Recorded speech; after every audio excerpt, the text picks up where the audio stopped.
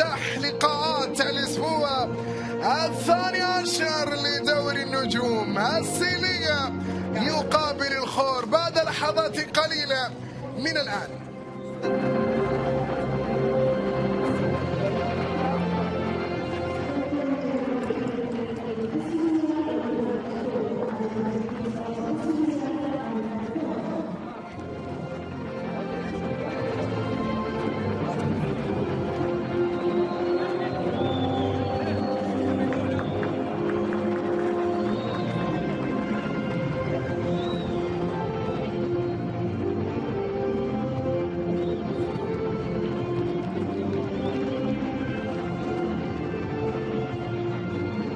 إذن أيها السيدات والسادة، أيها الأحبة الأكارم، متابعي ومشاهدي قنوات الكأس الرياضية، نعم لقاء السيلية والخور في الأسبوع 12 لدوري النجوم على بعد لحظات قليلة من البداية هنا بصافرة السيد سامي أو عفوا السيد محمد الشمري، الرجل الذي يقف بجوار طاقم تحكيم لقاء الليلة ما بين السيلية والخور. قائمة أسماء لاعبو الفريقين تظهر أولا بقائمة أسماء لاعبو السيلية، وسوف نذكرها بعد لحظات قليلة من الآن بإذن الله تعالى. بالنسبة لكلا المدربين التونسي سامي الطرابلسي أو بالإضافة إلى جان فرنانديز، أجواء رائعة وأجواء باردة هنا في الشتاء. ما أجمل الشتاء وما أجمل هذه الأجواء، وما أجمل أن نشاهد مباراة كرة قدم يستطيع من خلالها لاعبو كلا الفريقين تقديم ما لديهم من عطاء في هذه المواجهة وفي هذا اللقاء الهام حقيقة بالنسبة لكلا الفريقين على صعيد النقاط والخروج من المراكز التي ربما تعد في خطر نوعا ما بالنسبة للمراكز الأخيرة في جدول الترتيب. السيلية بوضع أفضل، السيلية بأيام تبدو رائعة بعد انتصار جاءوا به من أمام الزعيم من أمام السد في الجولة الماضية، بينما أبناء هذا الرجل جان فرنانديز لا يبدو بأفضل حال ولا يبدو في مأمن حينما يأتوا في المرتبة 12 وبفارق نقطتين عن الملك القطراوي المنتشي بفوز في الأسبوع الماضي. بين كل هذا وبين كل تلك الحسابات ننتظر لقاء الليلة وننتظر مواجهة الليلة ما بين الفريقين، ولمن تكون النقاط الثلاث هنا في استاد ثاني بن جاسم بنادي الغرافة. اللقاء 78 لدوري نجوم قطر على أعتاب الانطلاق.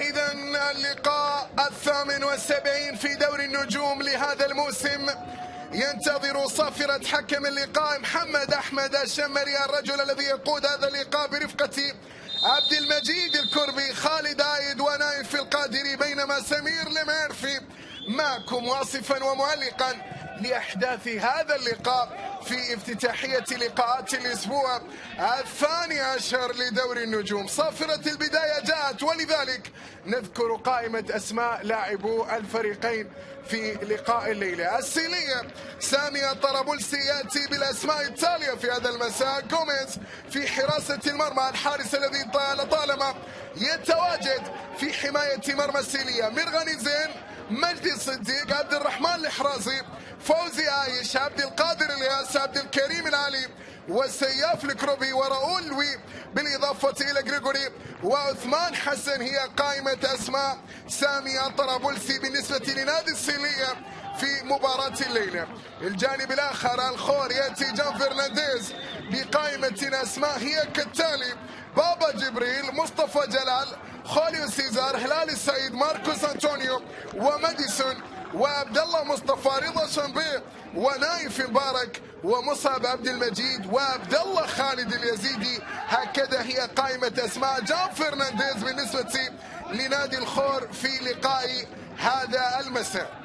الخور من تعادل في الجولة الماضية مع الاحتياطات، ولذلك يأمل الليلة بتحقيق نتيجة إيجابية. الخور على يسار السادة المشاهدين بالقمصان البيضاء، بينما السيلية يتواجد على يمين السادة المشاهدين بقمصان الزرقاء وبألوانه المعتادة من خلال مباراة الليلة.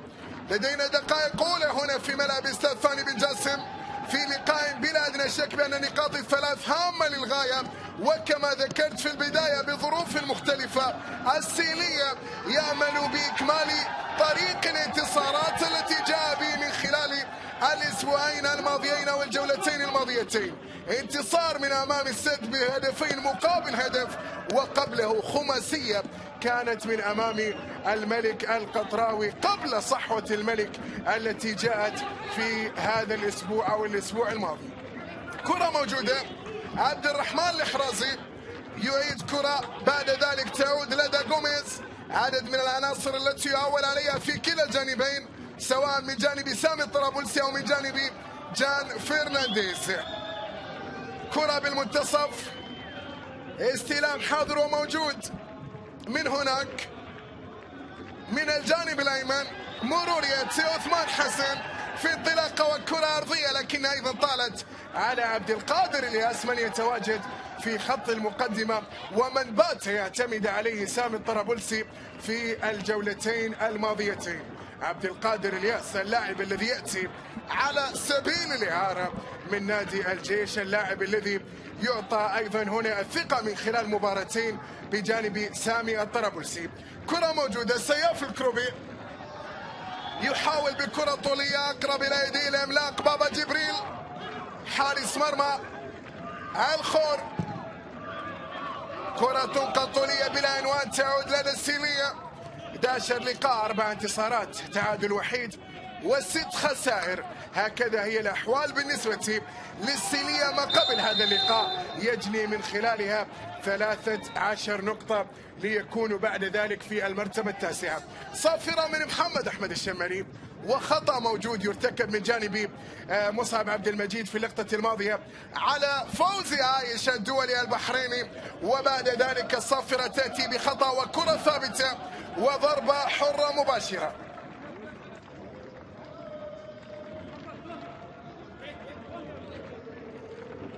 إذن لدينا خطأ وضربة حرة مباشرة في مكان يبدو قريب من مرمى بابا جبريل، على بعد 28 متر من مرمى بابا جبريل. خطأ يأتي للسيلية وسط حديث تبدو سرية من جانب فوزي عايش وأيضا مجدي الصديق للكرة الثابتة. كرة نفذت، تسديدة قوية لكنها مرت إلى خارج أرضية الملعب. غريغوري كان على الكرة الماضية بعد شوف بكرة كانت مخادعة، لكن التسديدة مرت بعد ذلك إلى خارج أرضية الملعب. كادت أن تخادع لاعبو الخور وكادت أن تصيب مرمى بابا جبريل في اللقطة الماضية، لكنها مرت من أمامي أو من جانب دراغوس غريغوري. كرة بتمر إلى خارج أرضية الملعب، رمية جانبية حاضرة لدى السيلية. منطقيا رقميا بالمعطيات يبدو أفضل من خلال الجولات الماضية. الكروبي يحاول من هناك بكرة أرضية، هلال السيد بالتغطية، بعد ذلك تعود مرة أخرى. لدينا دقائق 5 أولى، السيلية باستحواذ أكبر، السيلية بتناقل الكرة بصورة أفضل ما بداية هذا اللقاء. ماديسون واحدا من الأوراق الهامة في قائمة أسماء لاعبو جان فرنانديز، هذا البرازيلي الذي يقضي أعواما بجانب نادي الخور. موسم ثالث بالنسبة لماديسون، اللاعب البرازيلي بالإضافة إلى البرازيلي الآخر مواطنه خوليو سيزار. كرة بتعود من دراغوس غريغوري، نقلة لدى عبد الكريم سالم العالي بالجانب الأيسر، يعطي تمريرة لدى عبد الرحمن الحرازي، يحاول المرور، الحرازي مر، بعد ذلك يعطي الكرة لكن أيضا بالخطأ تعود لدى هلال السيد. مرة أخرى عدد من الكرات الخاطئة. عبد القادر الياس يبحث عن المرور من قلبي الدفاع بالنسبة للفرسان، لكن الكرة بينت من جانب بابا جبريل. عناصريا تجد عبد الكريم سالم العلي بالإضافة إلى سياف الكروبي، وأيضا في تواجد في خط المقدمة لعبد القادر الياس، الثلاثي الذي ربما يقدم الكثير من العمل، بالإضافة إلى من تصل إليه الكرة عبد الرحمن الحرازي. أوراق هجومية، جول، الله عليك، الله عليك، عبد القادر الياس، عبد القادر الماس يأتي براسية في شباك الخور. عبد القادر الياس يأتي بكرة بالراس بعد كرة جات من الجانب الأيمن. شوف ارتقى وبعد ذلك وضع، صاب يا بابا جبريل. هدف أول للسيلية، عبد القادر الياس، عبد القادر الماس بالرأسية بالكرة الماضية. هدف مقابل لا شيء، وبداية تترجم الدقائق السبع الماضية بالنسبة لأداء السيلية. كانوا أفضل وبصورة أكبر، ولذلك لم يجدوا صعوبة في الوصول إلى مرمى الخور. هدف مقابل لا شيء، الأمور تبدو بصورة مثالية بالنسبة للسيلية، ولا تبدو كذلك بالنسبة للخور. عبد القادر الياس يبحث عن زميل وسط رقابة، كرة لم تصل لعبد الرحمن الحرازي باللقطة الماضية. كرة جاءت مثالية من راؤول الوي في الصناعة قبل أن يرتقي إليها عبد القادر الياس ويضع هدفا في شباك بابا جبريل. يبدو بأن النوايا واضحة يا سيد جان فرنانديز، وبأن سامي الطرابلسي وأبناء في أرضية ملعب اللقاء لا يأمل التوقف ويأمل الاستمرارية بانتصارات متتالية ما بعد قطر وما بعد أيضا السد. يبدو بأن الدور يأتي على الخور في لقاء الليلة. عبد القادر الياس أداء كبير وحضور كبير أيضا في خط المقدمة بالنسبة لي السيلية، الذي يعاود الظهور، الذي يعيد تلك الأيام الرائعة، يعيد تلك التفاصيل الجميلة التي كانت حاضرة في الموسم الماضي بجانب سامي الطرابلسي.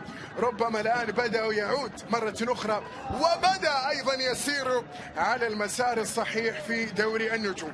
انتصار بلا أدنى شك وجاء في لقاء الليلة، ولو أن الحديث مبكر ربما يضع في مكان أفضل وبصورة أفضل تبدو من خلال هذا الأسبوع. دراغوس يلعب كرة طولية، استلام من عبد القادر الياس، نايف البريكي، نايف يبحث عن ماديسون، كنترول من ثم يسيطر على كرته. عدد من النقلات، رضا شامبي، عبد الرحمن الحرازي يقول كرة ذكية واصلة لدى عبد القادر الياس. عبد القادر يقف على كرته، يعطي تمريرة مجدي الصديق مرة أخرى أمامية تبدو خطيرة، فرصة تتهيأ، هذه وين تتحط؟ الله، جوليو سيزار عمل كل شيء في اللقطة الماضية لكنه لم يصل إلى الشباك. شوف جوليو سيزار يضع كرة خارج أرضية الملعب، فرصة هدف كادت أن تعيد الخور باللقطة الماضية، لكنه لم يتعامل معها بالشكل المطلوب اللي هو جوليو سيزار لتضييع فرصة التعادل في اللقطة الماضية. أداء رائع جدا في دقائق أولى 10، والأجواء تساعد على ذلك. أجواء باردة تقارب درجة الحرارة، تتكلم عن 18 درجة مئوية، أجواء شتوية في النسبة في الدوحة، وأيضا أجواء تبدو رائعة. هنا كرة عبد الرحمن الحرازي عادت بعد ذلك بكرة عرضية رائعة من فوزي، والرأسية تأتي من عبد القادر الياس. شوف يا ذاكورة في مرمى بابا جبريل، دورها يا بابا، شوفها يا بابا وهي في الشباك. عبد القادر الياس والفرحة على طريقته بالنسبة لهدف التقدم الذي جاء به في اللقطة الماضية. هدف بالمناسبة على الصعيد الرقمي، إن ما أردنا الحديث على صعيد الأرقام، وربما هناك البعض من يعشق هذه اللغة والبعض من يبحث عنها على صعيد الإحصائيات والأرقام. ما قبل هذه الجولة 247 هدف في 77 لقاء ماضي. عبد القادر الياس يدون الهدف رقم 248 بالنسبة لأهداف في هذا الموسم.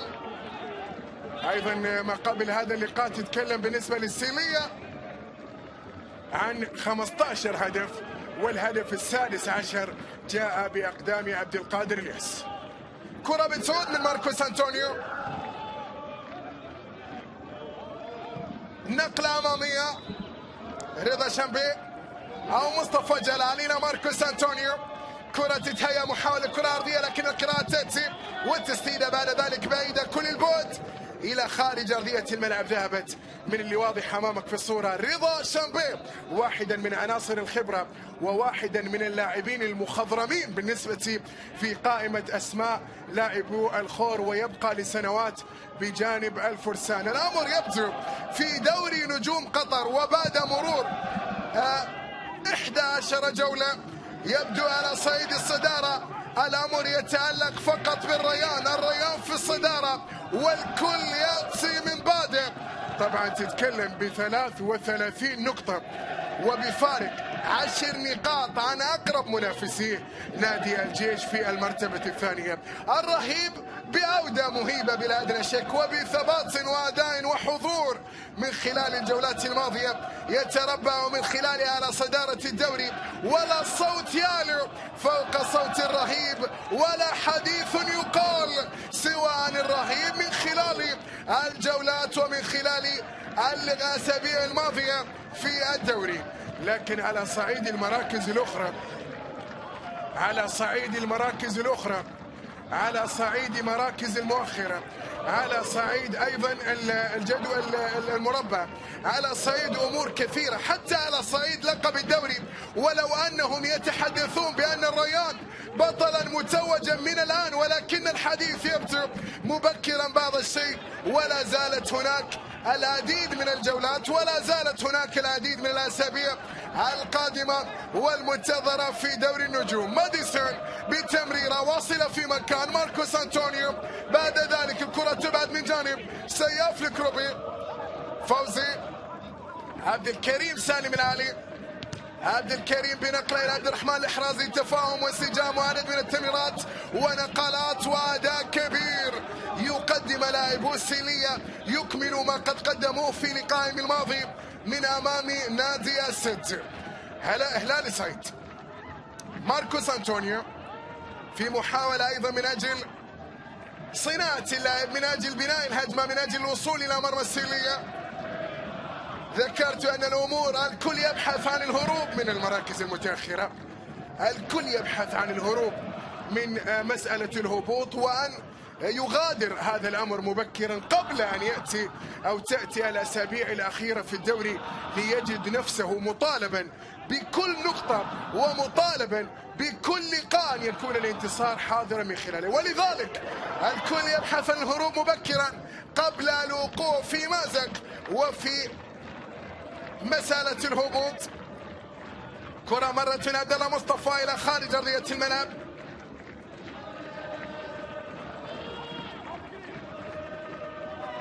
رمية جانبية بالخطأ لدى عبد الله مصطفى إلى جوليو سيزار بين ثلاث لاعبين. كرة بتعود، محاولة نقلة ذكية لدى ماديسون من الجانب الأيمن. ماديسون سيطر على كرة، لكن أيضا رقابة تأتي وتغطية حاضرة من راؤول لوي. رمية جانبية، محاولة سيطرة والكرة أيضا، لكن هناك راية وتسلل وضربة حرة غير مباشرة تتواجد في اللقطة الماضية. على الخوري ما أراد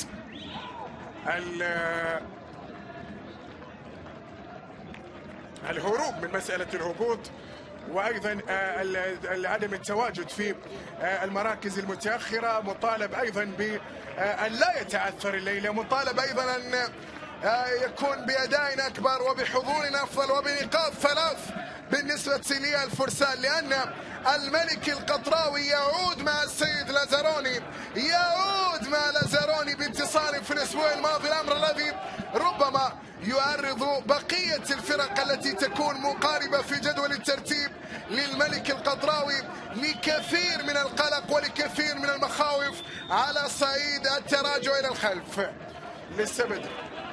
لسه بدري تتكلم عن مسيمير، ربما يكون في مكان،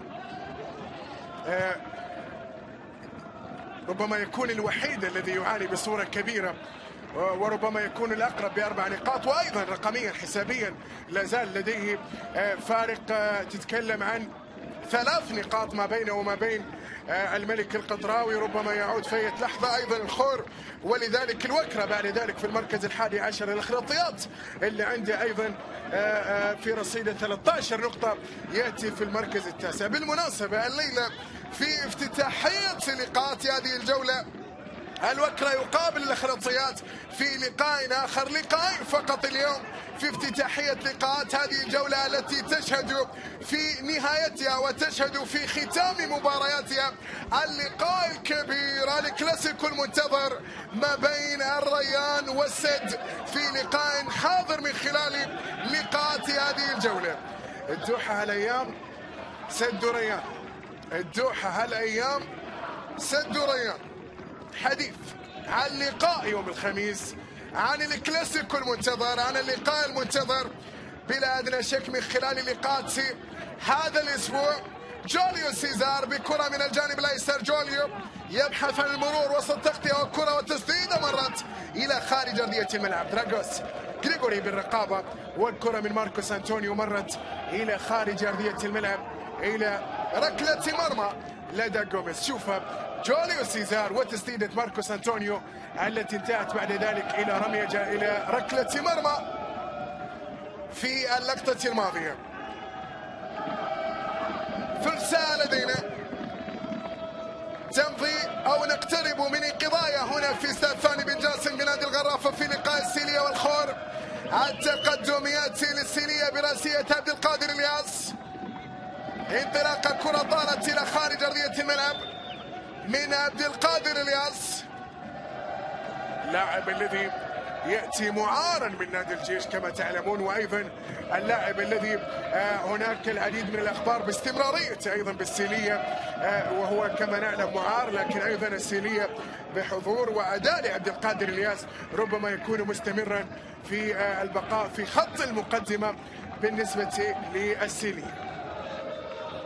نايف البريكي، نايف يلعب كرة بالمنتصف ما سيطر على رضا شنبي، سيفلك روبي بنقلة بنفسه، محاولة من الجانب الأيمن، انطلاقة وسط رقابة من رضا شنبي، سياف يعيد كرة للخلف، وصل لدى مجدي الصديق، ثقة كبيرة حاضرة لدى لاعب السيلية في تناقل الكرات. عبد الرحمن الحرازي هذه المرة كرة وسط مضايقة من ماديسون ما سيطر عليه أو لم تصل إلى عبد الكريم سالم العلي.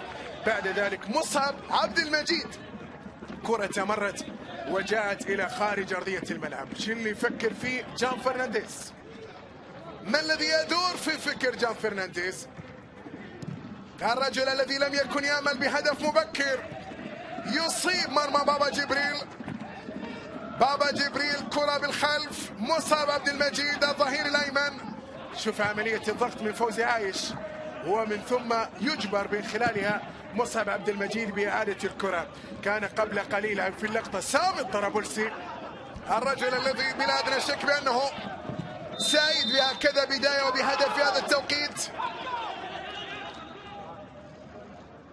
صافرة من محمد أحمد الشمري بخطأ لمصلحة عبد الرحمن الحرازي. عبد القادر الياس بكرة مع نايف البريكي داخل منطقة الجزاء، حاضرة للسيلية، عبد القادر بالكامل، فوزي عايش، كرة نفذت لكن من ثم عادت إلى عبد الله مصطفى. عبد الله مصطفى اللاعب الذي لعب في سنوات مع النادي الاهلي، عبد الله مصطفى الحاضر في النادي الخور، واحدا ايضا من اللاعبين اصحاب الخبره في ارضيه ملعب اللقاء. عبد الله مصطفى، عبد الله يبحث عن زميل، بذلك يعيد كرة للخلف. هلال السعيد، هلال يتحرك يتقدم، يعطي كرة لدى جوليو سيزار، يبحث لاعبو الخور عن طريق من أجل المرور إلى مرمى غوميز والوصول إلى هدف التعادل. هلال السعيد، لكن شاهد التراجع والتنظيم الذي يبدو عليه لاعبو السيلية، الأمر الذي يصعب كثيرا من مهمة لاعبو الخور في الوصول إلى مرمى غوميز. ماديسون، كرة وصلت لدى ماديسون من ثم يعيد إلى الخلف. شوف جميع لاعبو السيلية يعودوا للتغطية الدفاعية، لذلك ليس هناك من ممر، ليس هناك من منفذ، ليس هناك من ثغرة، ليس هناك من مرور يأتي. لكن هنا الآن ماديسون ربما يجد ذلك. ماديسون من الجانب الأيمن يبحث في كرة بالقدم اليسرى، يلعب كرة بينية واصلة تسديدة. الرقابة التغطية تأتي من جانب غريغوري، والمرتدة لدى عبد القادر الياس، لكن وصلت إلى نايف البريكي، وصلت إلى نايف البريكي. هذا مجد الصديق اللاعب الذي يتواجد في وسط الملعب بالنسبة للسيلية. أحوال معنوية رائعة للسيلية، وفترة تبدو رائعة للسيلية كما ذكرت، بعد أن عانى في الأسابيع الأولى من الدوري، بعد أن عانى في الجولات الأولى من الدوري، لكن الأمر يبدو الآن إيجابيا من خلال جولتين ماضيتين. يبحث أيضا في خلال لقاء الليلة إلى أن يكمل ذلك بانتصار ثالث يضعه في مكان إيجابي بلا أدنى شك وفي مرتبة تبدو رائعة. جوليو سيزار مر وتسديدة بعيدة إلى خارج أرضية الملعب. البرازيلي يبحث عن الشبك، البرازيلي يبحث عن هدف، لكن كرة تمرت وإلى خارج أرضية الملعب من جوليو سيزار.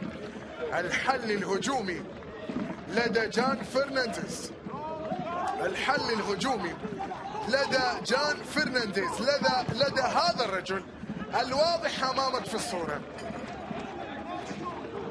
ربما يكون الحل الهجومي الوحيد لدى جان فرنانديز مع ماديسون. شاهدنا ذلك منذ فترة طويلة بالنسبة لنادي الخور. عموما كرة لدى مصطفى جلال القائد والكابتن، يصل بكرة إلى ماديسون، نقلة واصلة بالأمام. عبد الله مصطفى أقرب من راؤول الوي في التغطية والإبعاد للكرة إلى خارج أرضية الملعب. رمية جانبية، رمية جانبية، لكن أيضا تنفذ من هناك في اللقطة التي كان يطالب بها لاعبو السيلية بإعادة تنفيذ الرمية الجانبية.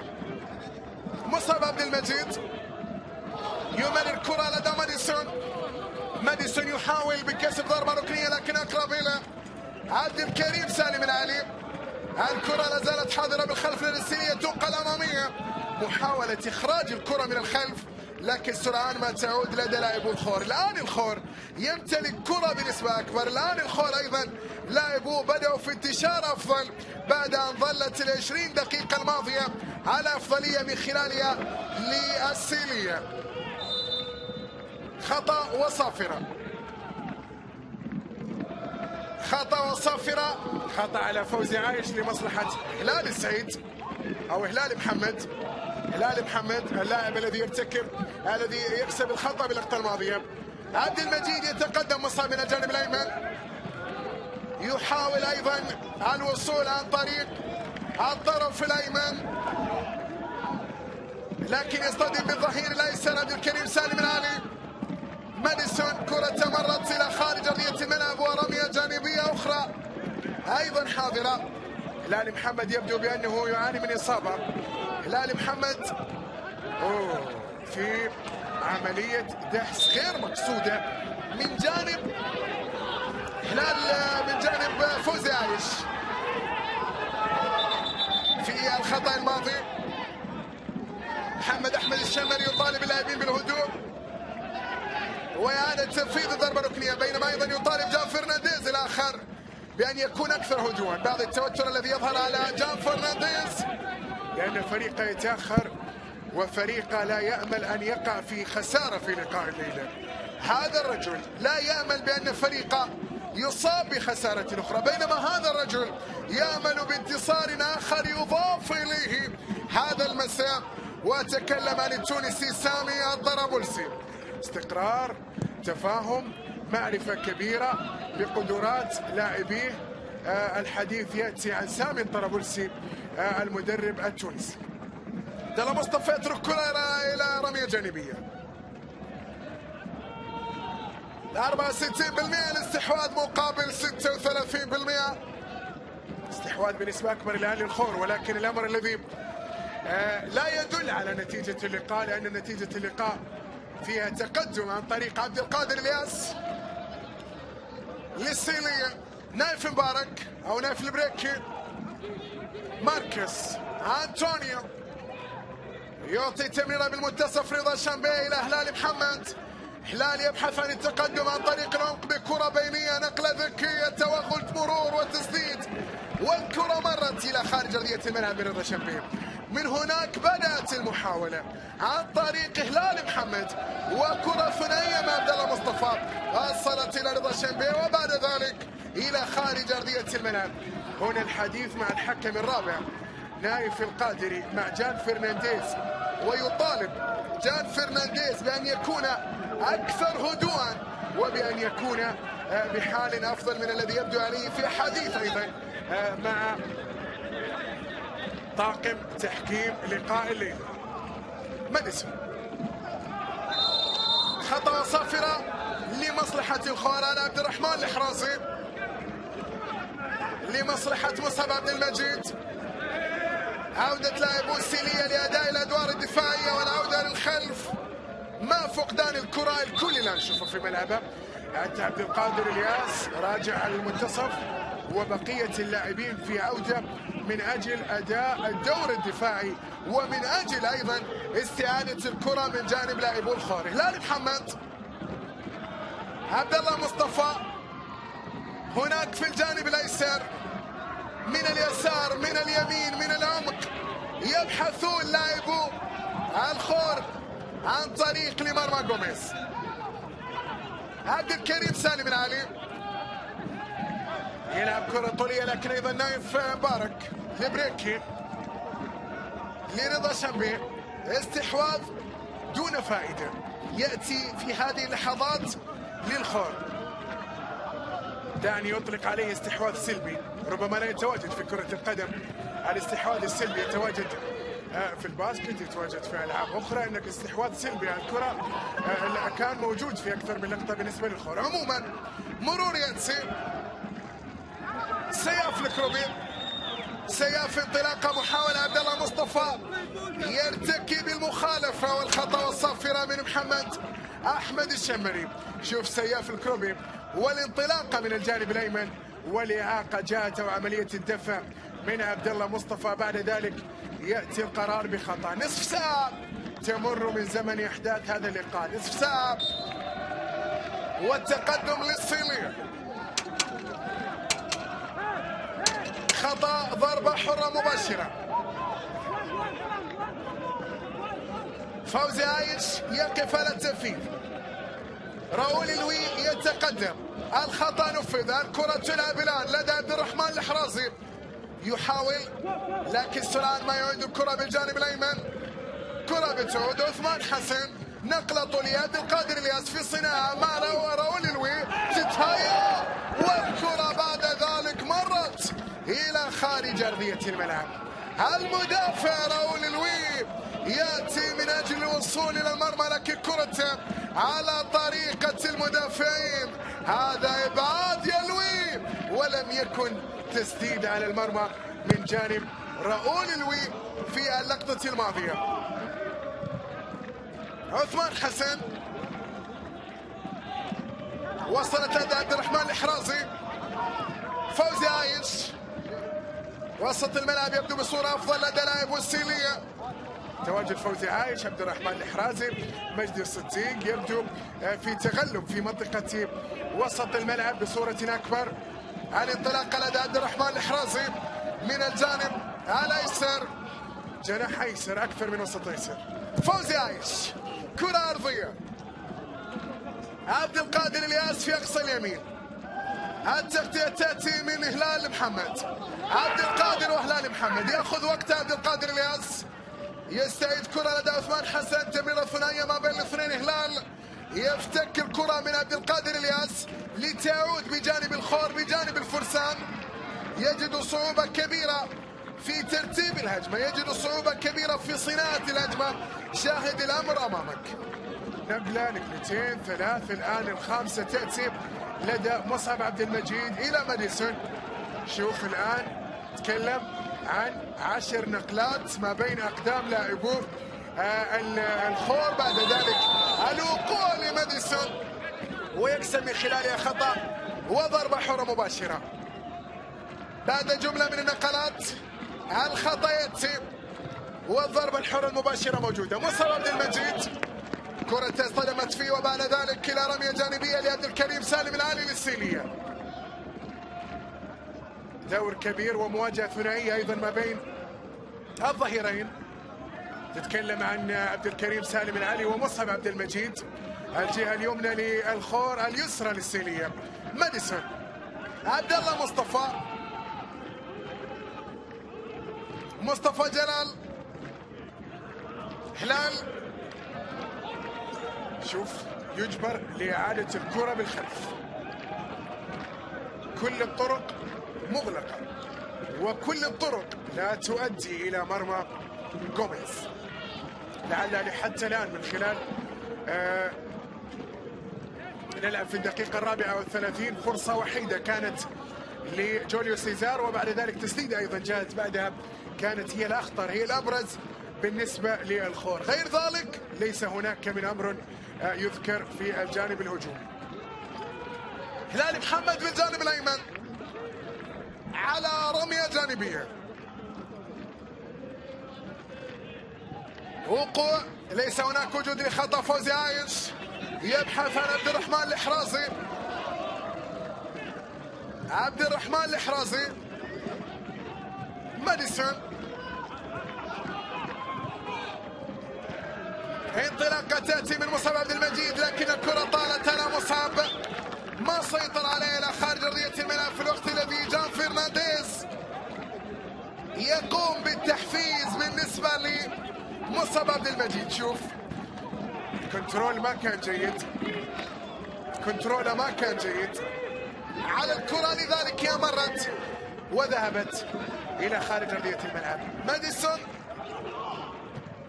يلعب كرة ذكية لدى جولي ولكن أيضا أقرب إلى غريغوري. كرة امتثال مطالبة برمية جانبية لكن فوزي عايش. كرة تبي تعود لدى نايف البريكي، لدى دفاع الخور الآن.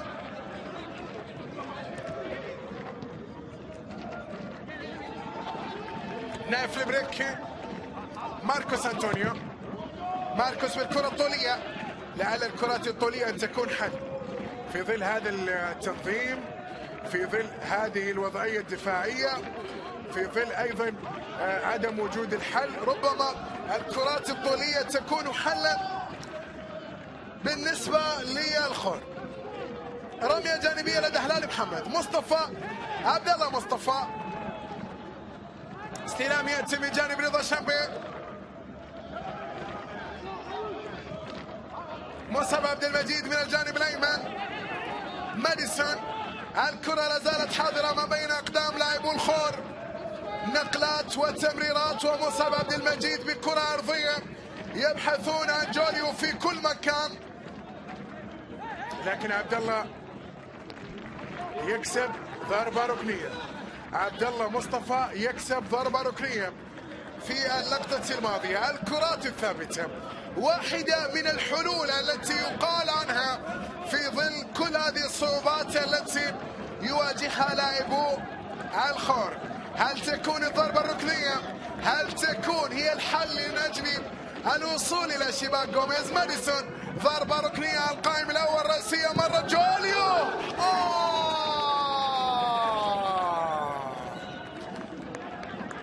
كادت أن تكون الحل، كادت أن تكون هدف التعديل يا جوليو، وحيدا وبلا رقابة، لكنه لم يحسن التصرف وكرة مرت إلى ركلة مرمى. لعله يندم حظه على فرص ضايعة بالنسبة لجوليو سيزار. عبد القادر الياس نقلة ذكية ولا السياف الكروبي، هدف ثاني ربما يكون. الكرة مرت من سياف الكروبي. شوف التمريرة من عبد القادر الياس، ولكن كرة السياف فيها ذكاء، فيها مخ. شلون؟ لأنه أراد أن يضعها في أقصى الزاوية اليمنى بالنسبة لجوميز، لكن ما جات مع سياف الكروبي. اللاعب الواضح أمامك في الصورة عبد القادر الياس، مرور باليمين ومرور باليسار، وأداء كبير للأسمراني في مقدمة السيلية.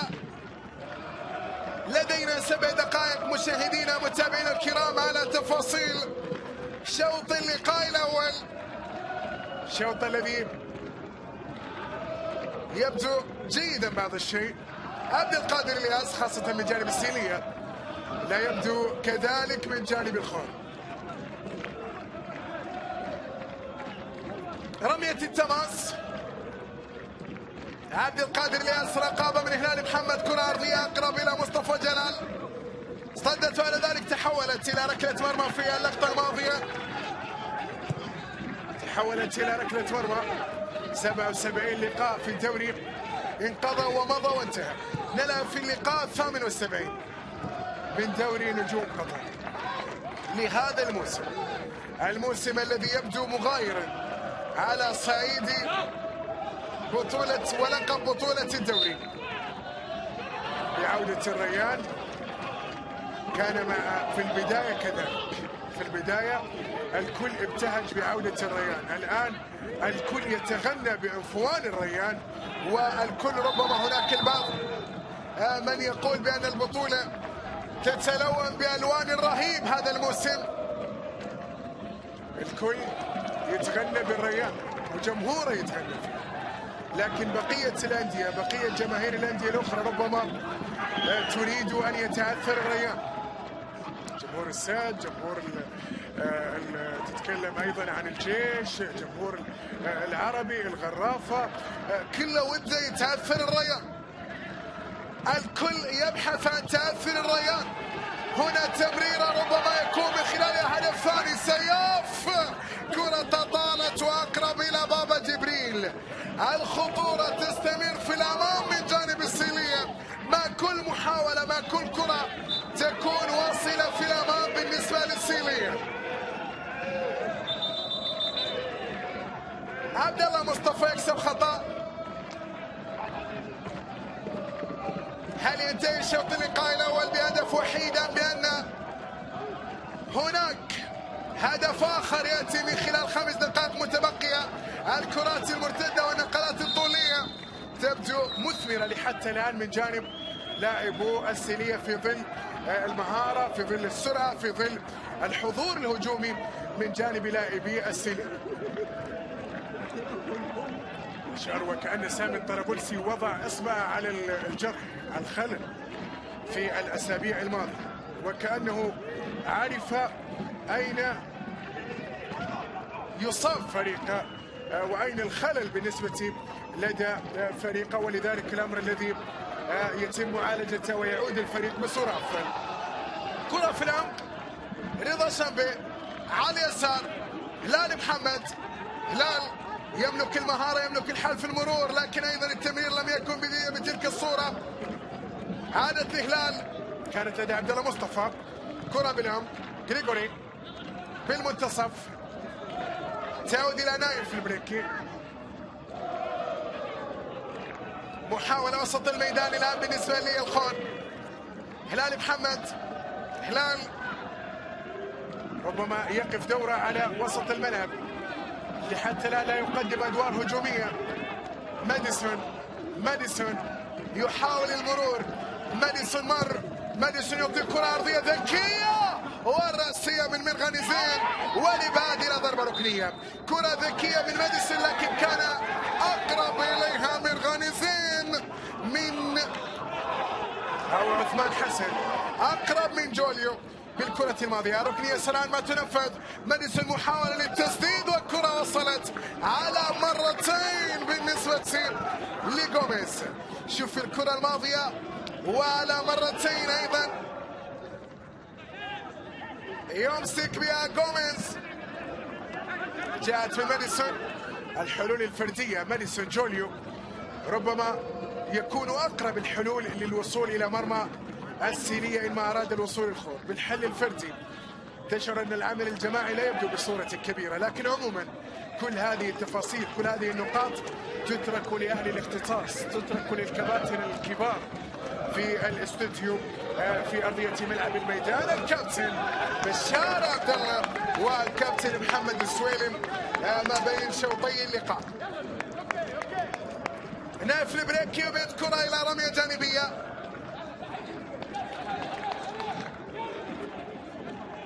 عبد القادر الياس.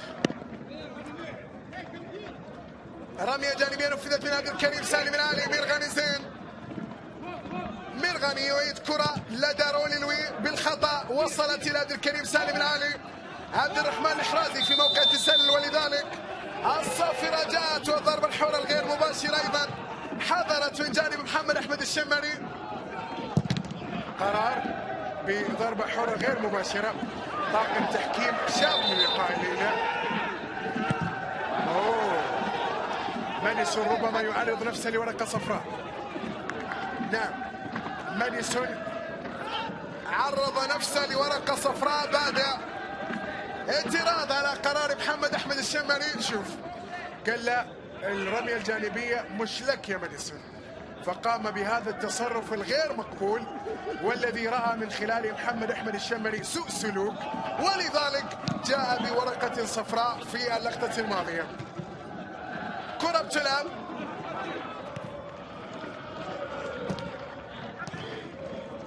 مرغني زين.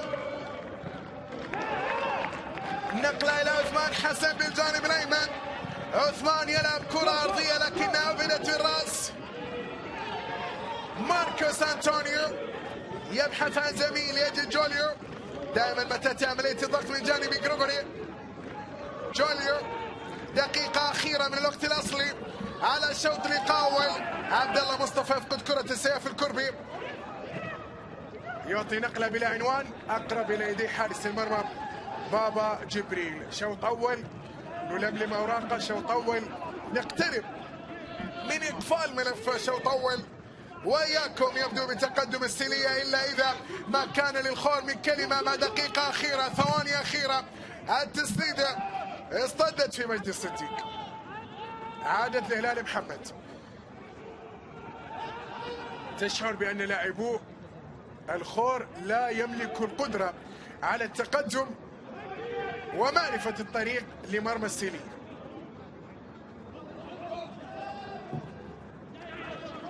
الأمر الذي على جان فرنانديز أن يبحث بين شوطي اللقاء.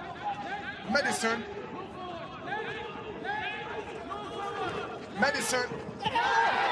يقع بعد تدخل ياتي من عبد الرحمن الحرازي. ورقة صفراء تمنح على عبد الرحمن الحرازي. ورقة صفراء على عبد الرحمن الحرازي. دقيقتين وقت بدل ضايع مقدرة محتسبة من جانب محمد أحمد الشمري لشوط لقاء أول يشارف على الانتهاء. شوف التدخل من عبد الرحمن الحرازي.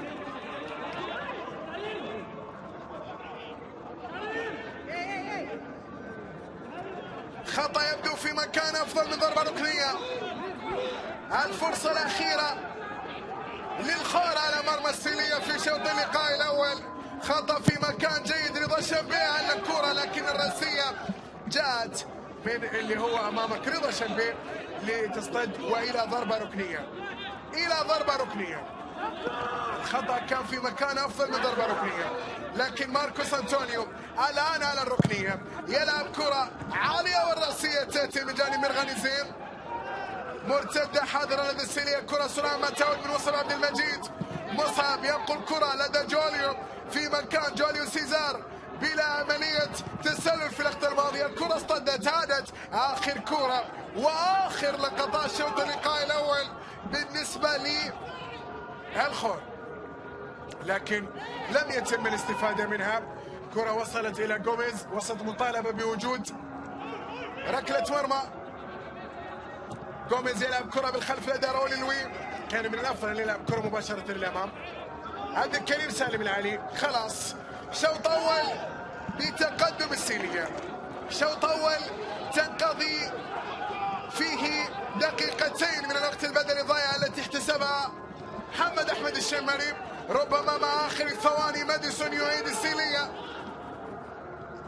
عبد المجيد يكسب خطأ، والخطأ هو آخر تفاصيل هذا الشوط، لأن الدقيقتين الوقت البدني الضائع قد انقضت، ولكن سوف نستمع إلى الصافرة حتما بعد هذه الكرة الثابتة. إن كان من عودة للخور في شوط لقاء أول، هي الكرة الثابتة التي لدى ماديسون. إن كان من عودة للخور في شوط اللقاء الأول، ربما تكون كرة ماديسون. غوميز يعطي التعليمات لعبد الكريم سالم العلي، يقف وحيدا في حائط الصد، الكل ينتظر الكرة الثابتة من ماديسون. ماديسون نفذ الكرة في يدي غوميز، وشوط أول ينتهي في استاد ثاني بن جاسم في نادي الغرافة في لقاء السيلية والخور بتقدم السيلية بهدف وحيد جاء عن طريق عبد القادر الياس بضربة رأسية ليعطي التقدم لفريقه في الدقيقة السادسة. الأمور الفنية على طاولة الكباتن الأعزاء بشار عبد الله، محمد السويلم، يلتقوكم بعد فاصل.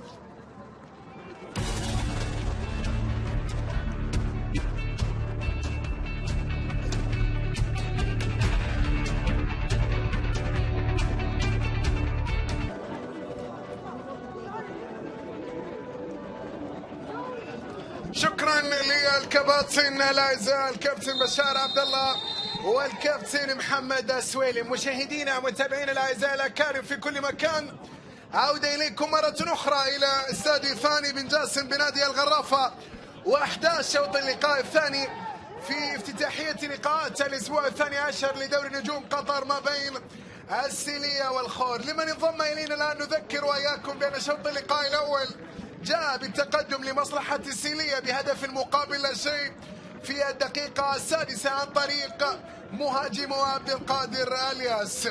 هذا كان أبرز ما يميز شوط اللقاء الأول على الصعيد التهديفي، وسط أداء كان متوسط من كلا الجانبين مع أفضلية نسبية بالنسبة لنادي السيلية، بينما الخور لم يكن كذلك في شوط اللقاء الأول. بداية شوط اللقاء الثاني بتعليمات كانت حاضرة ما بين شوطي اللقاء من جانب جان فرنانديز ومن جانب سامي الطرابلسي. الأمر كان كذلك بالنسبة لكلا المدربين، ولعلنا نشاهد في شوط اللقاء الثاني لا تغييرات. الأسماء كما هي جاءت في شوط اللقاء الأول تستمر في شوط اللقاء الثاني من جانب سامي الطرابلسي وأيضا جان فرنانديز، يبقوا على الأسماء ذاتها التي كانت في شوط اللقاء الأول. كرة لدى السيلية، الفريق الذي يبحث عن هدف ثاني يضع بشكل آمن بالنسبة في هذا اللقاء هدف ثاني ما جاء للسيلية بلا أدنى شك بأنه يعطيه 3 نقاط ثمينة للغاية، و3 نقاط على صعيد جدول الترتيب تصل به إلى النقطة 14. السيلية بعيدا عن مطامع الهبوط وبعيدا عن مطامع أيضا مسألة المنافسة على اللقب، ربما الأمر يكون كذلك، أو أيضا على المربع. لذلك المنطقة الدافئة أو منطقة المنتصف ربما تكون هي المكان الذي يبحث عنه منطقيا السيد التونسي سامي الطرابلسي. جانب الآخر جان فرنانديز عليه أن يفكر أولا في الخروج من مأزق المراتب والمراكز المتأخرة في جدول ترتيب الدوري.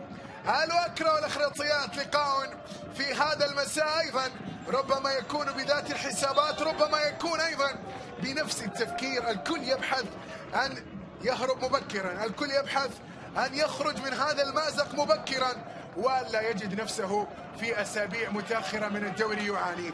كرة للسيلية، نقلة أمامية، لمسة من عبد القادر ما وصلت إلى عبد الرحمن الحرازي.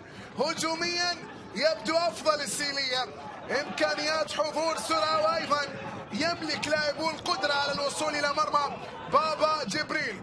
لا يسأل عن هدف أول جاء بكرة رأسية متقنة من جانب عبد القادر الياس. نقلة وتمريرة، محاولة خذوهات عبد الرحمن الحرازي. الدحمي اللاعب الذي يتواجد بالجانب الايسر بجانب عبد الكريم العلي. ماديسون الحل الفردي. الكرة والنقلة بالنسبة لهلال محمد. هلال يفكر، بعد ذلك يمرر لدى ماديسون، وقوة يأتي واستمرارية، ومحمد أحمد الشمري الرجل الذي يقود هذا اللقاء قريب. الكرة أطول من اللازم، مرت إلى خارج أرضية الملعب، رمية جانبية في اللقطة الماضية. هل يكون انتصار ثالث على التوالي للسيلية أم يكون تعادل حاضر بالنسبة للخور في هذا اللقاء؟ ولما لا يكون الخور أيضا مع 45 دقيقة قادمة متغلبة في هذه المباراة ويقلب الطاولة على السيلية. كل الأمور واردة وكل الأمور متاحة مع دقائق أولى من شوط اللقاء الثاني. تأثر وقول عبد الرحمن الحرازي، تعود لدى مصعب عبد المجيد. الخور تعادل في الجولة الماضية مع الأخريطيات. الفرسان مع السواع كانت في الأسبوع الماضي أو في الجولة الماضية. هلال محمد، نقلة والكرة لدى عبد الله مصطفى. استلام يأتي، تفكير من ماركوس أنطونيو. هلال محمد يعيد كرة إلى المنتصف. جان فرنانديز بإشارة لليد، يبدو غير راضي عن هذه التمريرات، وأيضا يبدو بأن ما تحدث به بين شوطي اللقاء لا زال حاضرا من خلال 5 دقائق أولى. الأمر يستمر كما كان عليه في شوط اللقاء الأول. وقوع على أرضية الملعب. سلامات بالنسبة لي عبد الله خالد اليزيدي. عبد الله اليزيدي لاعب الخور وكان على أرضية الملعب في اللقطة الماضية. أسبوع في عدد من اللقاءات، عدد من المباريات والمواجهات في الأسبوع 12 للدوري. الليلة كما ذكرت لقاءين، هنا لدينا السيلية والخور، وبعده الوكرة يقابل الإخريطيات في لقاء بالنسبة هذا المساء في الجولة 12. غدا الأربعاء عدد من اللقاءات في هذه الجولة. الأهلي يقابل الأخوية، قطر يقابل الغرافة، في لقاء أيضا ينتظر في مساء الغد ما بين في الرابع عصرا ما بين قطر والغرافة في لقاء من ضمن لقاءات هذا الأسبوع. العربي يقابل بسينير، لكن هنا كرة حاضرة لدى السيلية. لحرازي مرر الكرة تتهيأ، جول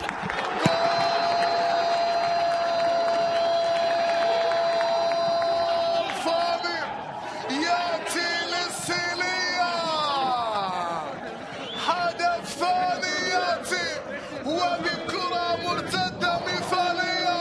خذ لك سيلفي، يلا ناخذ سيلفي، وخذ لك سيلفي، وخذ لك جول في لقطة بالكاد من عبد القادر إلى مجدي، وصلت عند الدحمي وبعدها السياف، والسيلية هدف ثاني والخور يعاني.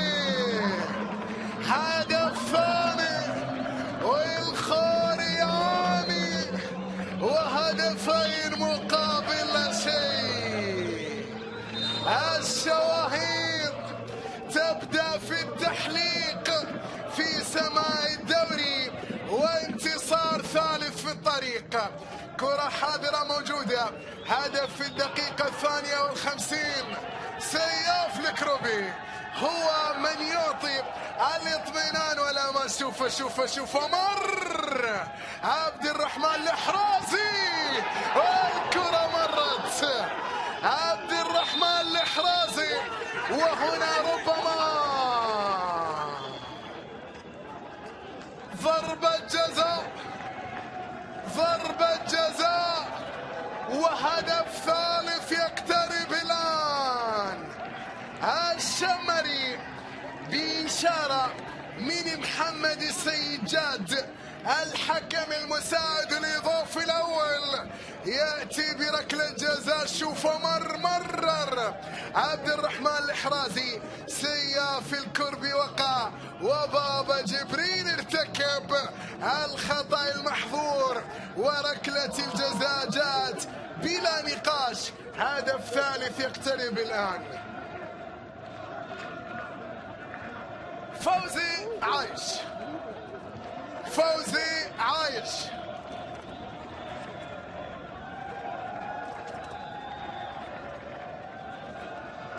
فوزي عايش على تنفيذ ضربة الجزاء، وبابا جبريل هدف ثالث يقترب الآن.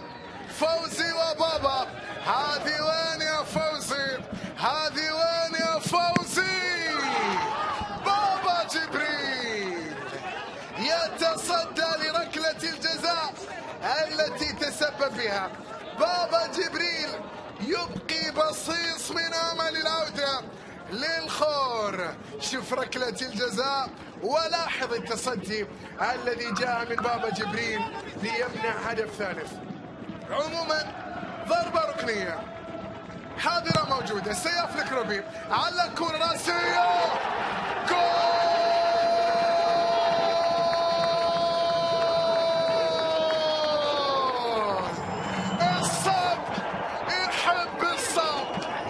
الصعب يحب الصعب، وفوزي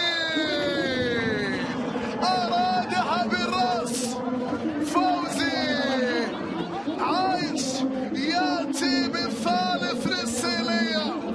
الصعب يحب الصعب، وفوزي لا لا لا لا لا لا لا لا لا لا لا لا لا لا لا، ما فيش جول، ما فيش هدف، ما فيش لا ثالث ولا صعب، ما فيش لا ثالث ولا صعب. في خطأ على عبد القادر الياس قدر كذلك، وهدف ثالث سووا له ديليت. هدف ثالث سووا له ديليت. خلاص 2-0. خلونا في اللقاء. جوليو سيزار هدف ملغي من محمد أحمد الشمري، وشوط لقاء ثاني بإثارة أكبر عن التي كان عليها في شوط اللقاء الأول. مصعب عبد المجيد لا زال هناك أمل للخور لكي يعود. مصعب من الجانب الأيمن، كرة بعد ذلك فيها تدخل. إذا فوزي عايش يهدر ضربة جزاء، بعد ذلك عبد القادر الياس يرتكب خطأ. الخطأ مش على فوزي، الخطأ على عبد القادر الياس وليس على فوزي عايش، والهدف جاء براسية فوزي، والقرار لحكم اللقاء، وبقية التفاصيل لدى أهل الاختصاص. هو احتسب ضربة جزاء، وهو أيضا محمد السيد جاد أعطى قرار في إلغاء هدف للسيلية. الحكم اللي موجود خلف مرمى نادي السيلية، أو خلف مرمى عفوا نادي الخور، يقوم بدوره كما ينبغي ويشارك في اتخاذ قراراته مع محمد أحمد الشمري.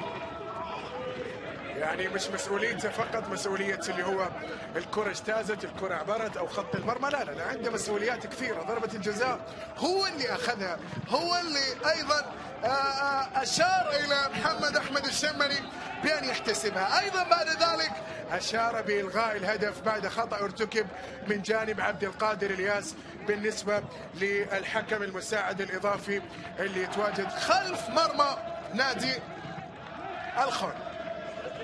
لدينا 58 دقيقة.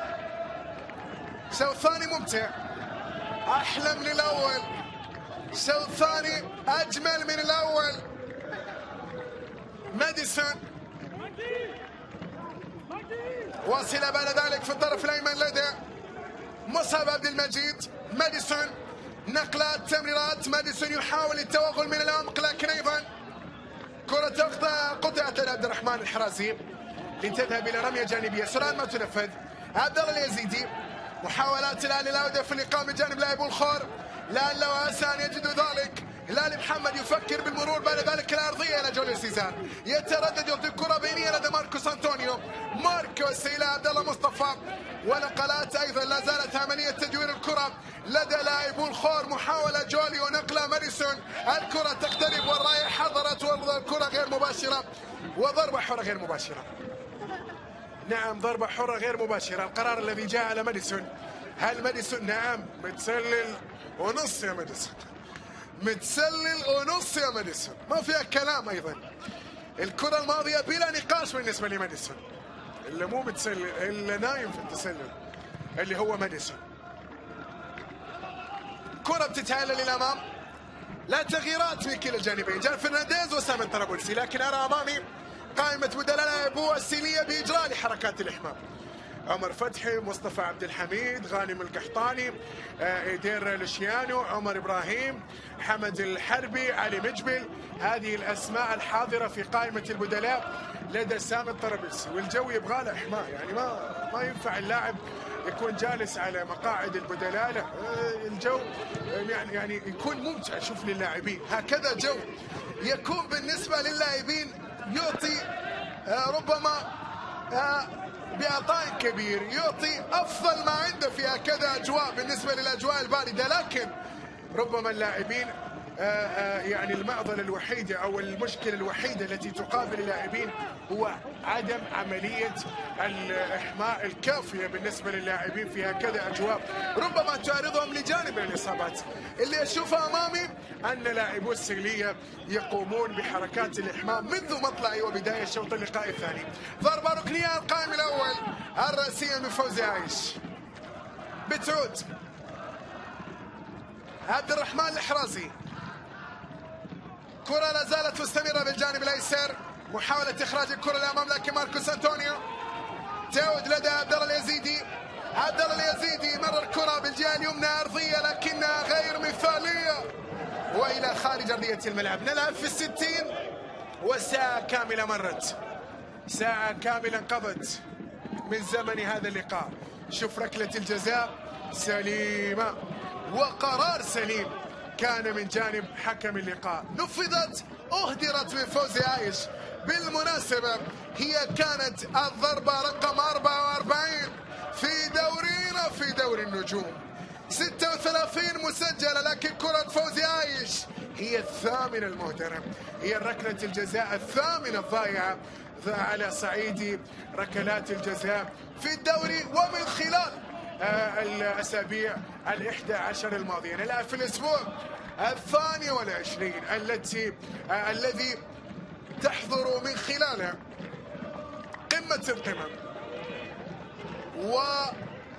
والكلاسيكو الكبير واللقاء المنتظر ما بين السد والريان في هذا الأسبوع في هذه الجولة. الدوحة كذا سد وريان، الدوحة كذا سد وريان. كرة بتلعب عالية، فوزي شتلة كرة لكنها مرت إلى خارج أرضية الملعب، مرت إلى خارج أرضية الملعب. الأسبوع في الدوحة سد ريان، سداوية يتحدوا بإيقاف انطلاقة الريان. الريانية يقولون بأن فريقنا لن يتوقف وسوف نصل إلى النقطة رقم 36 في جدول الترتيب من خلال لقاء السد. تصريحات من هنا ومن هناك، السد يبحث عن الوصول إلى نقطة 24 يا جان فرنانديز. أما يا جان وفريقك الخور 9 نقاط، بعيد الريان وبعيد السد عنك وبعيد الجيش عنك. وبعيد العربي عنك. يعني الاخويا ام صلال ياتي بضعف النقاط. تكلم عن الخوف. خطا، ضربه حره مباشره.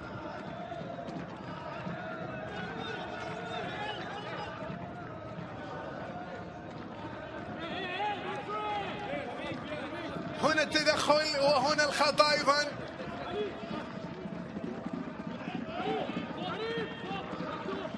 لمصلحة الخور. لسان حال الريانية في صدارة الدوري بعيدا ب 33 نقطة. انتوا مين واحنا مين؟ انتوا وين واحنا وين؟ خطأ، ضربة حرة مباشرة لدى ماديسون البرازيلي على كرة ثابتة. ماديسون ينتظر التنفيذ وحائط صد قد ضبط من قبل الشمالي. عودة وتراجع وتسديدة منتظرة مباشرة قوية لكنها مرت إلى خارج أرضية الملعب. تهادت كركلة مرمى. ذكرت قائمة احتياط لاعبو السيلية، لكن الخور من عنده غيث جمعة، عبد الرحمن محسن، وليد محي الدين، لسانة ديابي، حيدر جلال، شامي حسن، وعلي جمعة المهندي. هؤلاء هم قائمة بدلاء الخور لدى جان فرنانديز الذي ينتظر أن يجري التغييرات في قادم الدقائق وفي قادم المواعيد. كرة لدى فوزي عايش. فوزي راغب في إضافة الثالث بعد أن أهدر ضربة الجزاء وألغي هدف الذي جاء بكرة رأسية.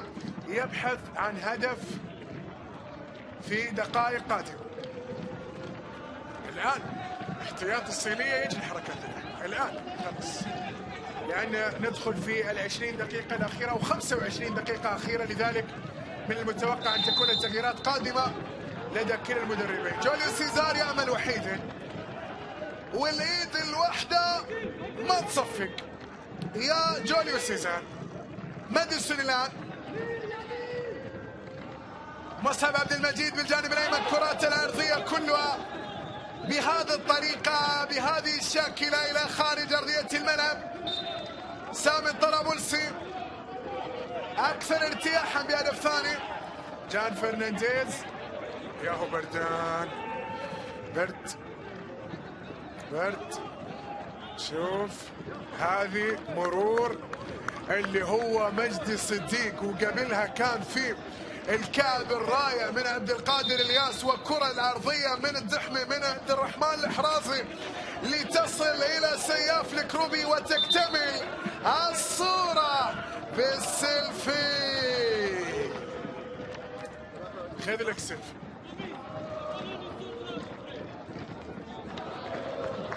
راول ياخذ رقة صفراء. راول الوي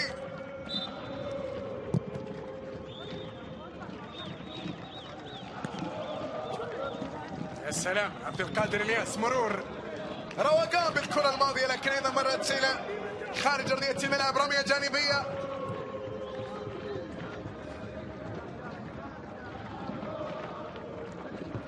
هنا رضا شنبي.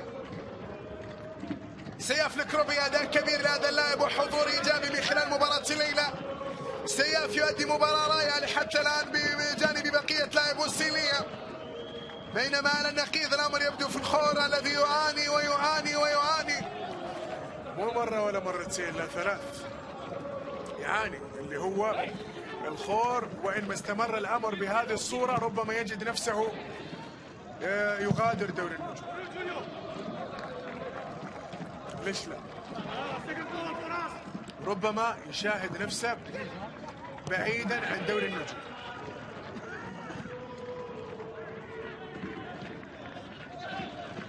كرة بالجانب الأيمن.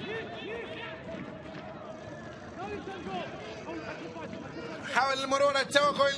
ماديسون لا زال يملك كرة. ماديسون مر، لكن الدفاع حضر بالتغطية وأبعد الكرة الماضية من جانب السيلية. أبعد الكرة الماضية من جانب السيلية. كان مرور وعادت مرة أخرى لدى الخور أيضا. لا زالت حاضرة الكرة أرضية بلا عنوان إلى خارج أرضية الملعب. كرة بلا عنوان إلى خارج أرضية الملعب من مصعب عبد المجيد.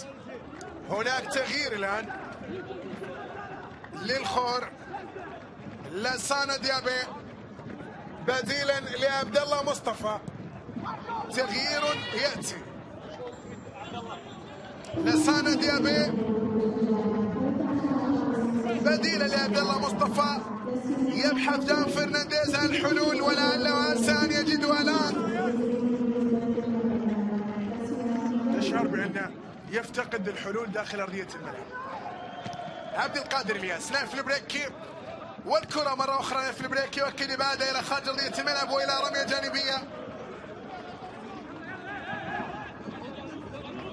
سرعان ما نفذت وسط الملعب لدى مجدي صديق. أداء عالي في وسط الملعب للاعبو السيلية وتنظيم كبير. الأمر الذي لا نشاهده فقط في لقاء الليلة بل أيضا حتى كان حاضرا في لقاء الزعيم في لقاء السد في الأسبوع الماضي. السيلية يعود كما عهدنا بجانب ثابت طرابلسي، وبدأ يستعيد حضوره شيئا فشيئا، ولسه الطريق طويل، لسه قسم ثاني وبالإمكان أن تتغير أمور وأمور على صعيد المراكز وأيضا جدول الترتيب. ولو أنهم يتحدثون ويقولون بأن لقب بطولة الدوري رياني هالسنة، شوف هي 10 نقاط، يعني الريان يتعثر في 3 مباريات، ومن خلف الريان الجيش السد ما يتعثر، يواصل. طيب ممكن لكن تضمن لي الريان يتعثر؟ ما اعتقد. يعني ما شاء الله تبارك الله الريان بحضوره بأدائه بجولاته الماضية 11 بانتصاراته المتتالية، الموضوع يبدو صعب. كرة أرضية لسانا ديابي وبدأت ماركوس أنطونيو من فوزي عايش إلى خارج أرضية الملعب، ركلة مرمى أو إلى ضربة ركنية. هذا ماركوس أنطونيو. كرة تونسون بعد ذلك أرضية رضا شبيه لم تصل إلى لسانا ديابي، كان قريبا منها راؤول لوي. ضربة ركنية مع الدقيقة 70 عالية، أقرب إليها غريغوري. تعود ماديسون ياخذ كرته بطريقه رائعه، بعد ذلك ارضيه لم تكن بالشكل الجيد ولم تصل الى لسانا ديابي. راسي حرب الان لسانا ديابي، وايضا بالاضافه الى اللي هو جوليو سيزار يلعب بهم جان فرنانديز. خلاص ما عنده اللي يخسره الرجل، ما عنده اللي يخسره الرجل. وين وديتها يا هلال محمد؟ يعني حتى جان فرنانديز مش راضي على الكره وطريقه الابعاد. صياف كوربي مجدي في المنتصف. ميرغانيزين يعرف هذا الملعب جيدا ويعلم تفاصيل هذا العشب جيدا، كيف ولا وهو لاعب نادي الغراف السابق، لاعب الفهود السابق. غراف ايضا الذي ينتظر منه العوده، ينتظر منه الكثير. غراف ايضا الذي محبيه عشاقه ينتظرون عودته لسابق عهده، ينتظرون عودته لتلك الايام الخوالي الرائعه جدا بالنسبه للفهود، ايام كليمرسون وايام يونس وايام جنينو والايام الحلوه للغراف.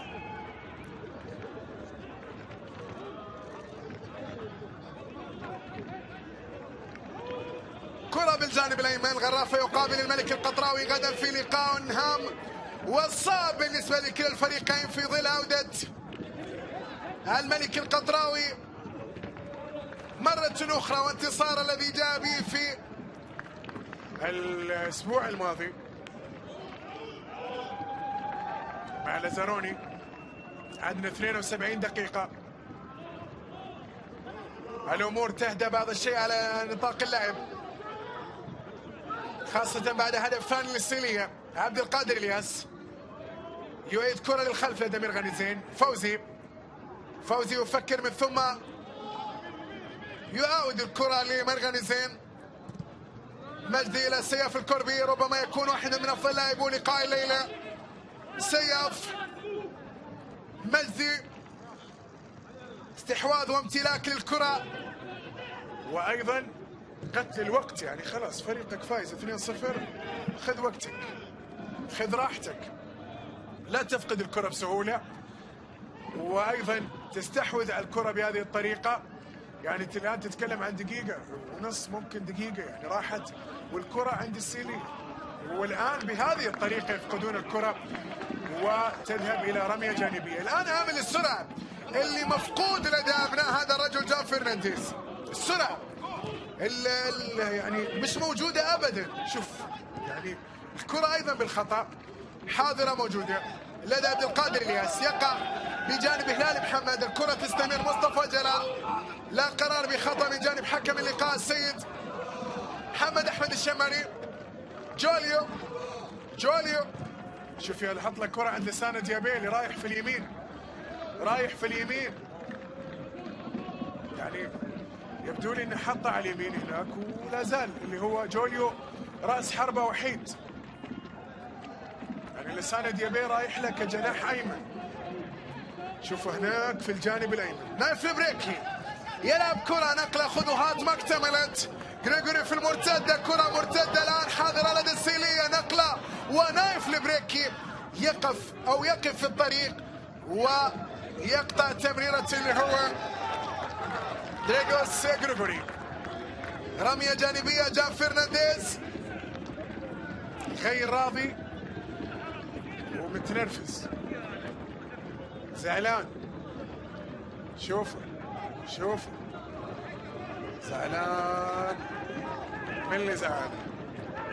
أداء لاعبوه، مستوى لاعبين هو اللي مزعل. تقدم السيلية بهدفين.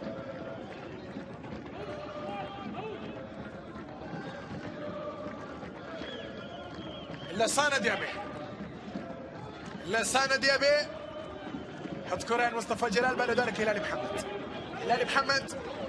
لم نشاهد نزعة الهجومية، لم نشاهد أدوار الهجومية، لم نشاهد واجبات الهجومية في لقاء الليلة. هل تم حجبه من قبل جان فرنانديز أم أنه تم إيقافها من جانب دفاع السيلية؟ والجانب الأيمن لدى السيلية حسن عثمان، هنا سياف الكربي، وكرة التي كانت مع لسان ديابي. ربع ساعة كل ما تبقت مشاهدينا ومتابعي الأعزاء. سلامات سياف الكربي، لاعب الواقع على أرضية الملعب، نأمل بأن يكون بوضع سليم ويعود أيضا ليكمل مجريات اللقاء وما تبقى منه. جماعة هو زعلان ولا بردان؟ اللي هو جان فرنانديز، الاثنين الاثنين. سامي الطرابلسي يحط ايده على فمه ويتكلم مع مساعده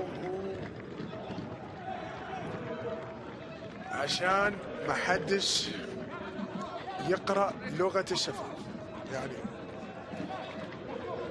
ما حد يقراها. ما كان على مباراة اليوم، مباراة الجاية، وخلاص بدأ يفكر بالمباراة الجاية.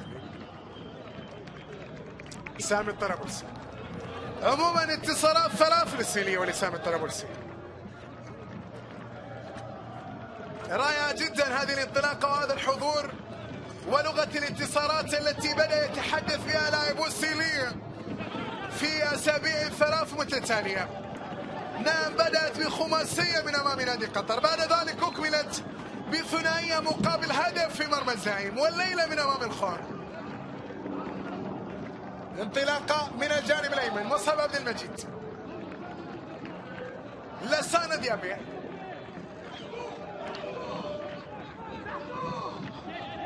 كرة من اليمين إلى الوسط بعد ذلك إلى اليسار، لكن طالت على رضا شامبير. رمية جانبية لدى هلال محمد.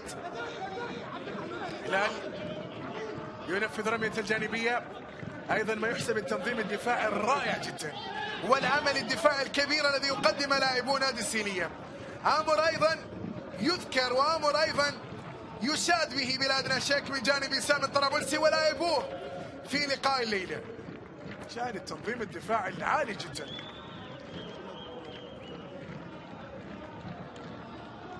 عبد الكريم سالم العالي من الجانب الأيمن على رمي التماس.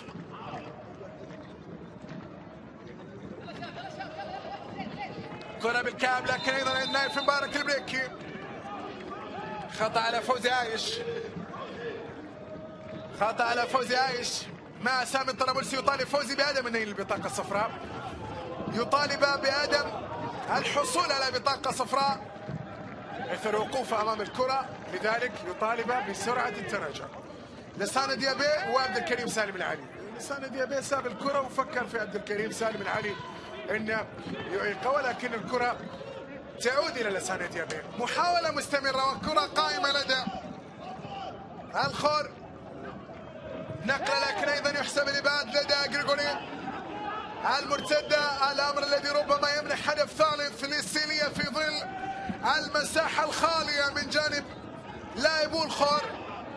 يعني لاعبو الخور جميعهم في الامام ما عدا مصطفى جلال يقف على الدائرة مع عبد القادر الياس. هناك لاعب واقع على ارضية الملعب يبدو لي انه مصعب عبد المجيد، نعم، بعد كرة مشتركة مع عبد الكريم سالم العالي. بكرة مشتركة مع عبد الكريم سالم العالي، لذلك القرار يأتي من الرويلي. عموما مصعب عبد المجيد يقف ويعود مرة أخرى.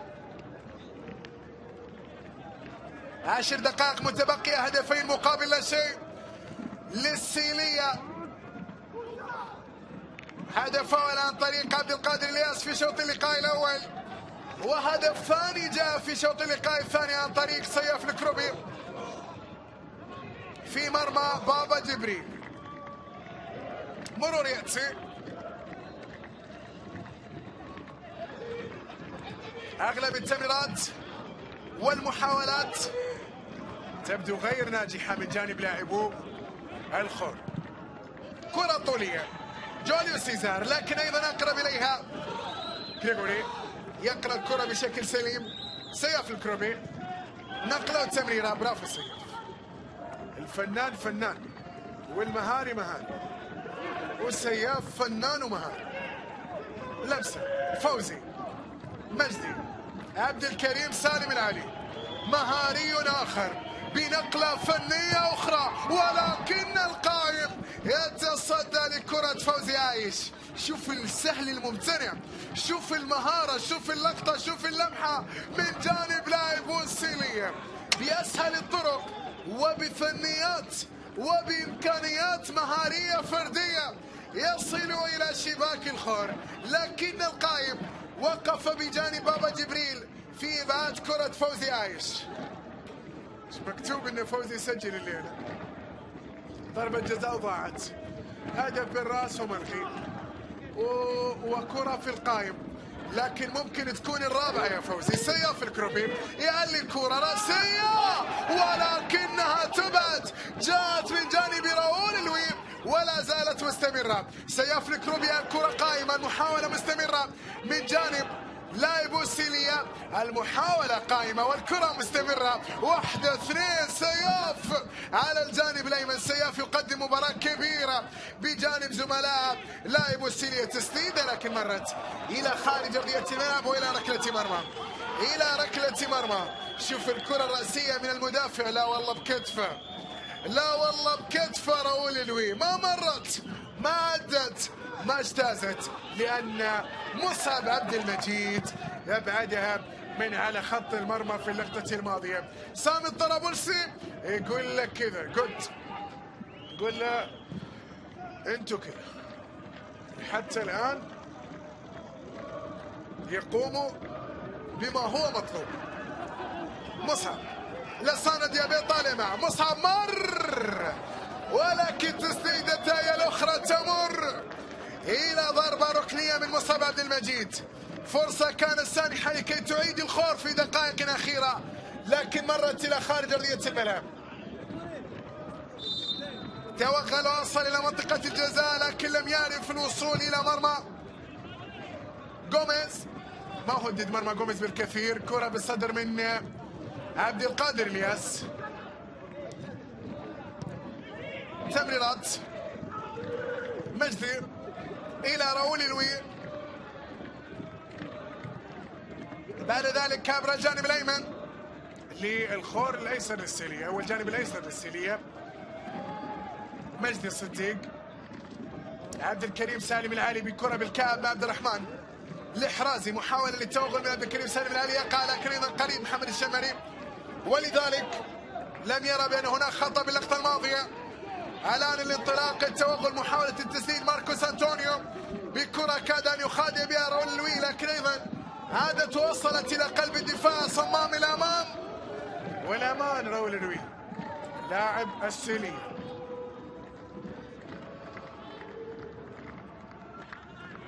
نذكر بلقاء الوكرة واخراجيات هذا المساء وبقية اللقاءات بالغد، وبعد أن تستكمل أو تختتم ويسند الستار على لقاءات هذا الأسبوع بالكلاسيكو بالديربي الكبير ما بين السد والريان، أو الريان والسد. السداوي يقول ليش تقول الريان؟ الريان يقول ليش تقول السد؟ فنقول الريان والسد او السد والريان. كرة فيها مرور عبد المصعب او مصعب عبد المجيد. مصعب عبد المجيد حول سانا ديابي، هو الذي ابعد الكرة الماضية الى خارج ارضية الملعب.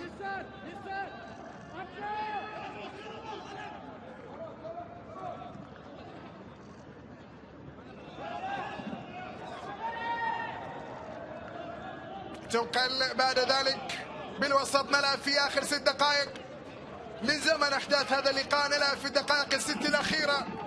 اذا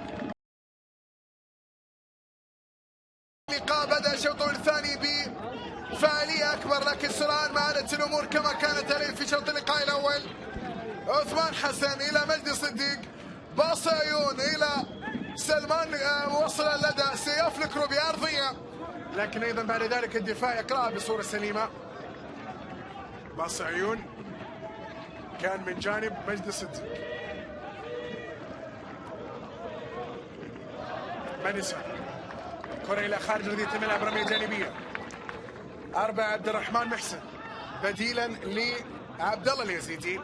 هكذا التغيير ياتي من جانب جاب فرنانديز، يجري ثاني تغييراته يدخلها في ملعب اللقاء مع الدقائق ال5 الأخيرة. يتبقى له تغيير وأخير، كما أيضا هناك تغيير متوقع أن يكون قادم لسامي الطرابلسي. وشاهد أمامي إيدير لوشيانو.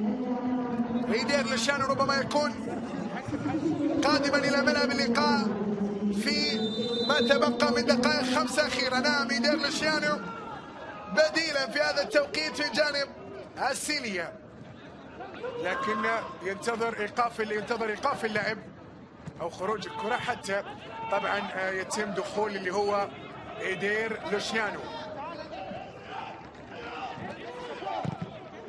ابعاد ياتي من جروبن. ماديسون، لا ماديسون ظهر، لا جوليو ظهر.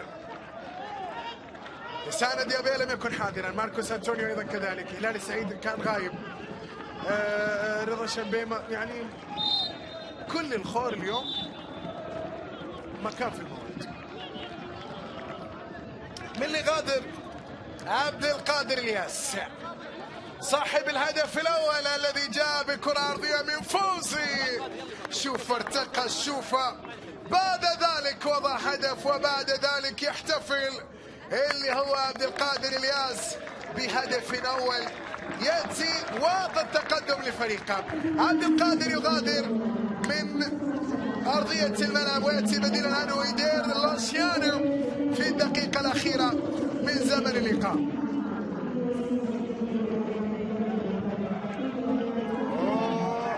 مين اللي واقع؟ مين اللي واقع على ارضيه الملعب؟ سلامات يجب اخراج الكره الى خارج ارضيه الملعب من اجل اطمئنان على سلامه من يقع على ارضيه الملعب.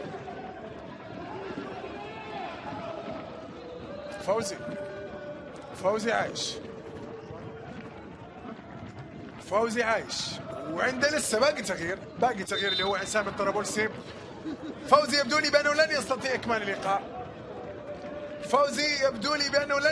إكمال اللقاء. يقع على أرضية الملعب متأثرا بإصابة فوزي عايش.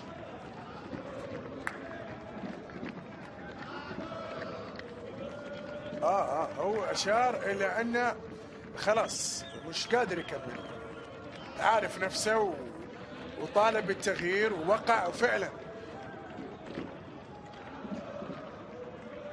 لذلك تغيير حمد الحربي هو البديل القادم إلى أرضية ملعب اللقاء من أوراق السيد سامي الطرابلسي.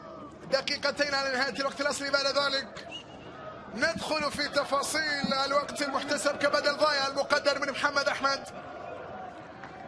الشمري.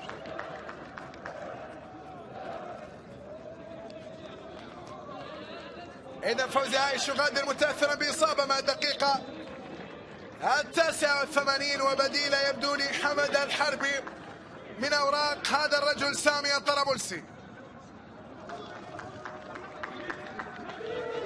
مصطفى جلال يعلي الكرة، لكن أيضا رولي لوي لدى ماركوس، محاولة للكرة أيضا سريعة، ومحاولة لدى مجدي يبحث عن يدير لوشيانو بمحاولة كنترول من ثم التمرير، لكن أيضا أقرب إلى مصعب عبد المجيد ويقطع كرة قبل أن تصل إلى عبد الرحمن الإحرازي. أداء نتيجة مستوى كلها كانت برفقة السيلية في مباراة الليلة، بينما الخور لم يكن حاضرا في الموعد، ويبدو بأن الخور سوف يعاني كثيرا وتستمر معاناته، خاصة في أن نادي قطر يتقدم في جدول الترتيب بانتصار في الجولة الماضية، الأمر الذي ربما غدا أيضا الملك القطراوي ما حقق انتصار و3 نقاط من أمام الغرافة، كيف سوف تكون عليها الأمور بالنسبة للخور. راح يتراجع الخور ليكون في المركز القبل الأخير للمركز 13، هذا كله إن فاز نادي قطر في لقاء من أمام الغرافة. لقاء كبير أيضا منتظر ما بين الغرافة وقطر غدا. الغرافة أيضا لا يبدو في المرتبة الثامنة، لذلك هو أيضا يبحث عن نقاط 3 تذهب أيضا إلى الأمام. ماديسون بلا عنوان يسدد كرة إلى خارج أرضية الملعب. التغيير الأخير حمد الحربي بديلا لفوزي عايش، أو لا، غانم القحطاني هو البديل لفوزي عايش. أما حمد الحربي سوف يكون بديلا قادما، لكن حتى الآن لا أعلم بديلا لمن.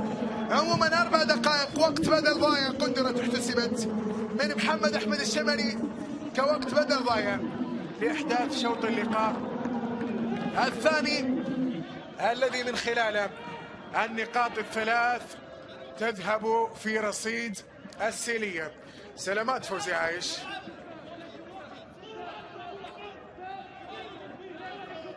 لا في الوقت البدل الضايع ماركوس أنطونيو، هنا البديل غانم القحطاني، وهنا في البريك يتقدم ماركوس، يلعب كرة محاولة من ماركوس أنطونيو، بتعود مرة أخرى السيلية بهدفين، يعطي الاطمئنان أكثر أيضا بالنسبة له على صعيد جدول الترتيب. ما يتلام، تفكير عميق، لكن هنا اللي سعيد وكل السعادة، مبسوط سامي الطرابلسي.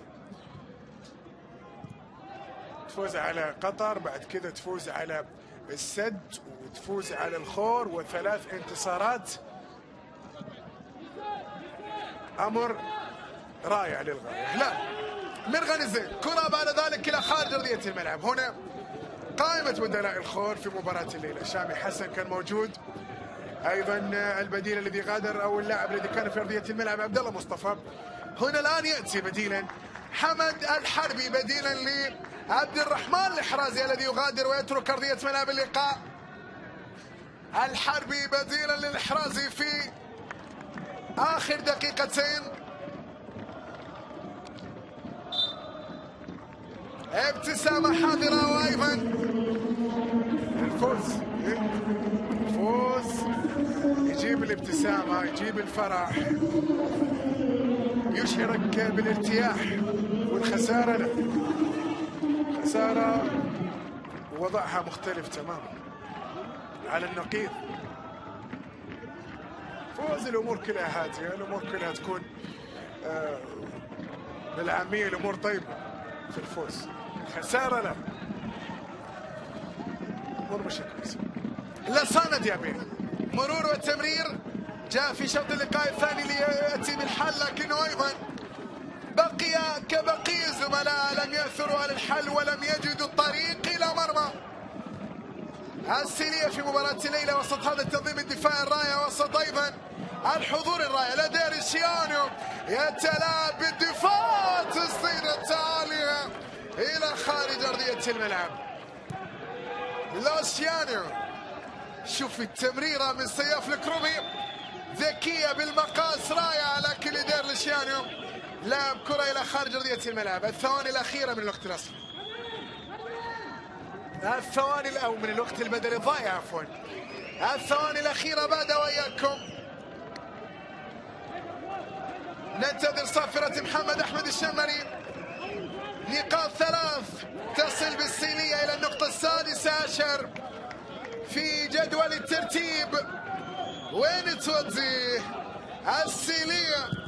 يقفز مركزين، يتعدى الغرافة ويتعدى الأهلي، ويصير عنده 16 نقطة، ويصير خلفه من صلال، ويروح على المركز السابع يا سامي الطرابلسي. كم هو أمر رائع بالنسبة للسيلية إلى المركز السابع، وانتصار آخر ثالث على التوالي. السيلية يقفز ويصل إلى النقطة 16. هكذا كانت الأمور. الخول يعاني ويعود أيضا ويواصل معاناته. كنت معكم، اصطحبتكم، رافقتكم، على أمل اللقاء بكم في مواعيد كروية قادمة. أما الآن للتغطية بلا أدنى شك تكملة مع الكباتن الأعزاء في أرضية الملعب. بشار عبد الله